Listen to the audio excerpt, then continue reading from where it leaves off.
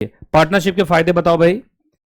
बहुत आसान है बनाना। एक स्टैम्प पेपर लाइए, पार्टनरशिप डीड बना दूंगा, हो गया। फाइनेंशियल रिसोर्सेज जमा हो जाएंगे सबका। पूलिंग का मतलब इकट्ठा होना। आपको अकेले नहीं चलाना है, अब सब लोग पैसा लगाएंगे।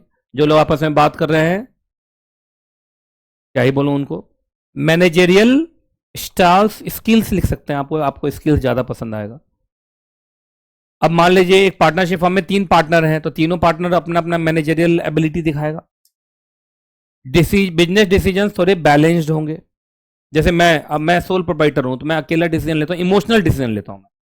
इमोशनल मतलब मैं ओनली फॉर सीएस रहूंगा, चाहे मैं कुछ भी हो जाऊं, एक बच्चा पढ़ाऊंगा पर सीएस को पढ़ाऊंगा। लेकिन वही मेरे पार्टनर होता, कहता यार इमोशन से बिजनेस नहीं चलता है। अभी मार्केट में सीएस के बच्चे कम हो रहे हैं, क्या कमा पाओगे तुम सीएस के बच्चों से? सीए का देखो, फाउंडेशन का ही फीस 30,000 रुपये है, और सीए के बच्चों को ज्यादा पढ़ाना भी नहीं पड़ता है।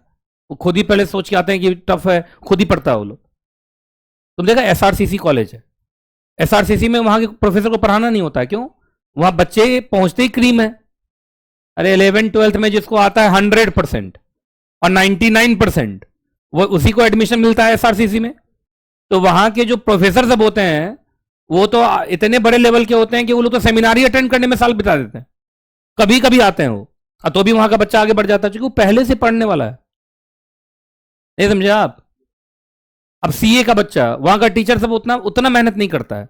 वो आया अपने पढ़ाता गया, ऊपर देखता भी न हंसाया ना बोला, कुछ नहीं, बस पढ़ा रहा है। 4 घंटे लगातार पढ़ा रहा है, पढ़ने तो निकल। अब वहां का बच्चा क्या होता है, वो कहा भाई सीए टफ है, पढ़ना तो पड़ेगा, पढ़ रहा। सीएस का बच्चा को पहले समझाना पड़ता है, भाई सीएस है, फेल हो जाओगे। यहां 2 घंटे में गाली दे देता है, मतलब 2 घंटे ज्यादा पढ़ा दो, हद हो गया। कोई टाइम नाम का चीज है कि नहीं? एक ही दिन में 3 चैप्टर करा रहे हैं जी। अच्छा, ये नहीं देख रहा कि चैप्टर क्या है, छोटा छोटा। और चैप्टर नहीं तो चैप्टर एक ही होना चाहिए था, नॉन कॉर्पोरेट। तो सीएस के बच्चों को जगा जगा के, हंसा के, समझा के पढ़ाना होता। सीए का टीचर सब तो गजब है, पता नहीं एक एक सब्जेक्ट का 20-20 रुपए फीस लेता, मुंह उठाता तक नहीं है ऐसे। बस ये आपका ऐसा ट्रीटमेंट होगा, अकाउंटिंग स्टैंडर्ड में ये लिखा हुआ है, ये है, इस तरीके से आपका आंसर निकल गया यहाँ पे, ये हो गया वो हो गया। पीछे बच्चा लेटा हुआ है, सोया हुआ, उसको फर्क ही नहीं पड़ता है। तो उसको कोई फर्क नहीं पड़ता, तुम क्लास में आओ ना आओ, एक बार फीस दे दिए, काम खत्म। ऐसे चलता है सीए में। कभी सीए का कोई भी क्लास देखना जाके, तो पता चल जाए। ना उनको कोई फैसिलिटी है ना कुछ है, पंखा अलग लटका हुआ है, ये टेढ़ा हुआ है ना। टेबल कुर्सी लगा हुआ, पुराने जमाने वाला नहीं होता, कुर्सी टेबल वाला जो होता है, वो डेस्क बेंच वाला। डेस्क बेंच पे, एक ही बेंच पे 4 बच्चा ठूसा हुआ है, उसमें भी बेचारी कोई लड़की है, वो अनकंफर्टेबल है। एक डेस्क पे कैसे बैठा देंगे आप? कोई लड़की है, उसका बॉडी से कोई दूसरा टच हो रहा है, उसको अनकंफर्टेबल महसूस हो रहा है, फिर भी एकदम ठूसे हुआ है, कोई फर्क नहीं पड़ता वहां, क्योंकि वहां का बच्चा पढ़ने वाला। यहाँ का बच्चा आता है, एसी कितना भाई, पंखा चल रहा है कि नहीं, लाइट वाइट ठीक है ना, टीचर स्मार्ट है कि नहीं। यहां सब कुछ चेक होता है। क्या होता है? सब कुछ चेक होता है। सीए में बूढ़ा बूढ़ा टीचर सब, लग रहा है कि आज लास्ट अकाउंटिंग स्टैंडर्ड होगा। देखा होगा आप लोगों ने, देखा होगा, एकदम बूढ़ा बूढ़ा टीचर, नॉर्मल, मतलब शर्ट इन भी नहीं कर रहा है, शर्ट बाहर ही है। आया, बोलना शुरू किया, एकदम एग्जैक्ट हिंदी, पूर्ण हिंदी बोल रहे हैं, ठीक है, और बच्चा पढ़ रहा है। तो जो पढ़ने वाला ऊपर के निकल जाता है, जो ये सब कुछ देखता है, वो फेल कर जाता है। पर सीएस का बच्चा, अरे यार टाइम मैच नहीं कर रहा टीचर का, यार टाइम क्यों नहीं मैच कर रहा है? एक एक चीज, और मुझे एकदम पता है, मैं डेली क्लास में घुसता हूं, डेली इधर उधर कहीं ना कहीं से मुझे कुछ आवाज आते है, अच्छा ये कपड़ा पहना है आज,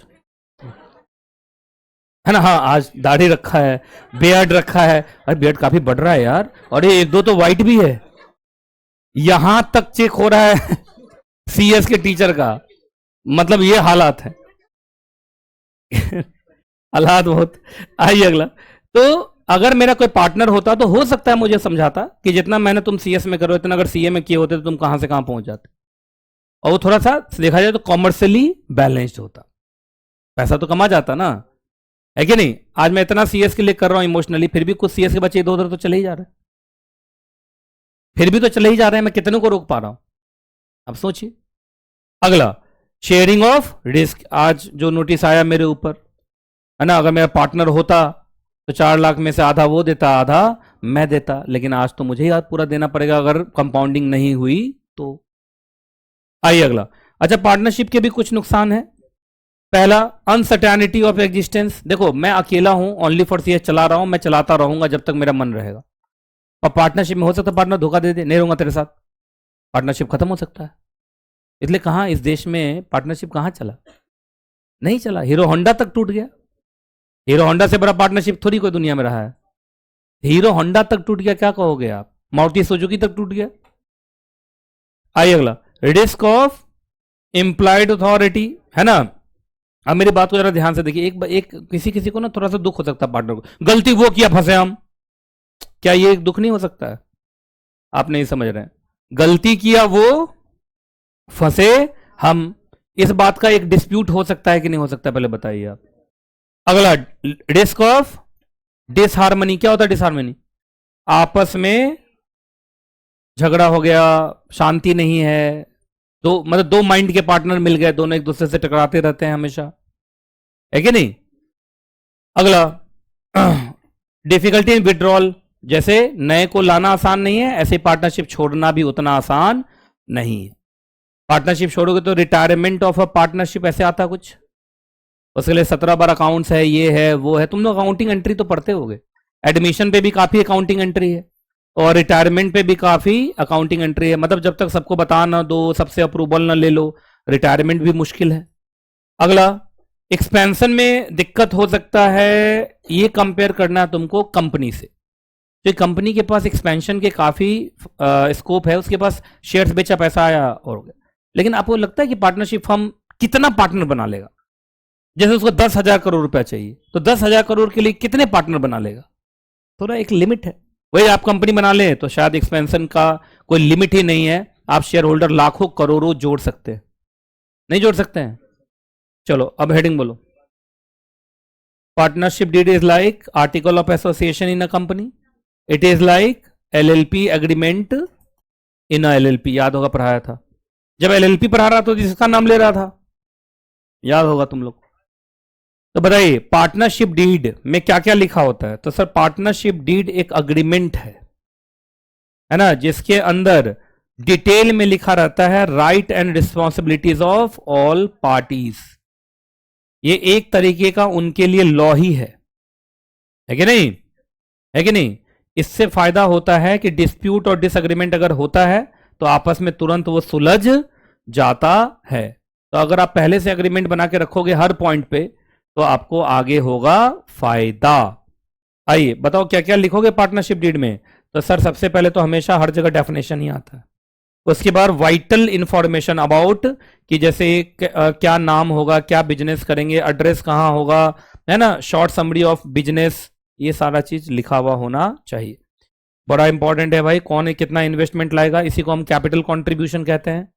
भूल गया, capital contribution, CC full form लिखो तुम लोग, थोड़ा स्पीड में लिखा करो।